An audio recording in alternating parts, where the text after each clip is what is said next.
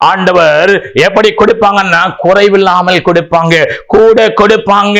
ஆனா நம்ம இன்மைக்காக மாத்திர தேவனை தேடி ஓடி வருகிறவர்களா இருப்போமே, ஆனால் நம்ம எல்லா மனுஷரை பார்க்கல பரிதவிக்கப்பட்டவர்கள்.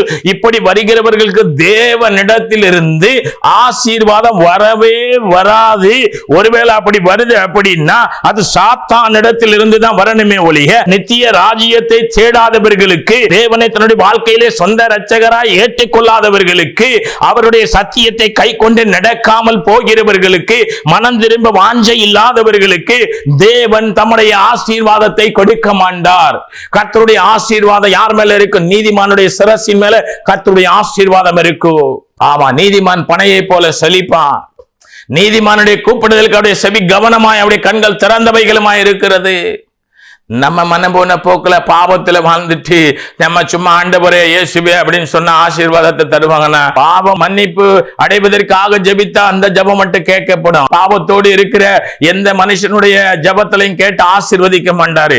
பாவ மன்னிப்பை கொடுப்பாங்க, அவ்வளவுதான் அந்த ஜெபத்துக்கு. ஆமா, எப்ப பாவ மன்னிப்பு அடைந்து நம்ம தேவனோடு வாழ்ந்து ஜெபிக்கிறோம், அப்பதான் ஆசீர்வாதத்தை பெற்றுக் கொள்ள முடியும். பாவத்தோடு கூட எந்த ஒரு மனுஷன் என்ன செய்ய முடியாது அப்படின்னா ஆசீர்வாதத்தை பெற முடியாது. நம்ம வாசிக்கிறோம் எரேமியா தீர்க்கதரிசியின் புத்தகம் 5வது அதிகாரம் 25வது வசனம் இப்படியாய் சொல்லுகிறது, உங்கள் அக்கிரமங்கள் இவைகளை விலக்கி உங்கள் பாவங்கள் உங்களுக்கு நன்மையை வரவிட்டாது இருக்கிறது. நம்முடைய பாவம் தான் நமக்கு ஆசீர்வாதத்தை வரவிட்டாது இருக்குன்னு சொல்லி எரேமியா 5:25 தெளிவாக சொல்லுகிறது.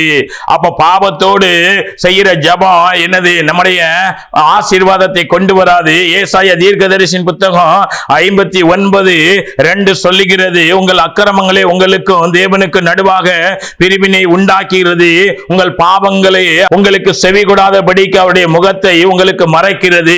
நம்முடைய பாவமும் நம்முடைய அக்கிரமமும் தான் அவர் நமக்கு செவி கொடாதபடிக்கு அவருடைய முகத்தை மறைக்கிறது என்று வேதம் சொல்லுகிறது. நம்முடைய அக்கிரமம், நம்முடைய பாவம் இது நமக்கு ஆசீர்வாதத்தை வரவிடாது, நன்மையை அடைய விடாது. நம்ம யாரோ சொல்லுறான்னு சொல்லி கேட்டு பாவத்தோட ஆசீர்வாதத்தை, கிறிஸ்துவின் ஆசீர்வாதத்தை பெற முடியாது. பாவத்தோட லூசிபருடைய ஆசீர்வாதத்தை பெறலாம், அந்தி கிறிஸ்துடைய ஆசீர்வாதத்தை பெறலாம், கோலனால வருஷற்பத்தின் ஆசீர்வாதத்தை பெறலாம், செத்த ஆவிகள் மந்திரவாதத்தினால் ஆசீர்வாதத்தை பெறலாம். ஆனா கிறிஸ்துடைய ஆசீர்வாதம் யார் மேல?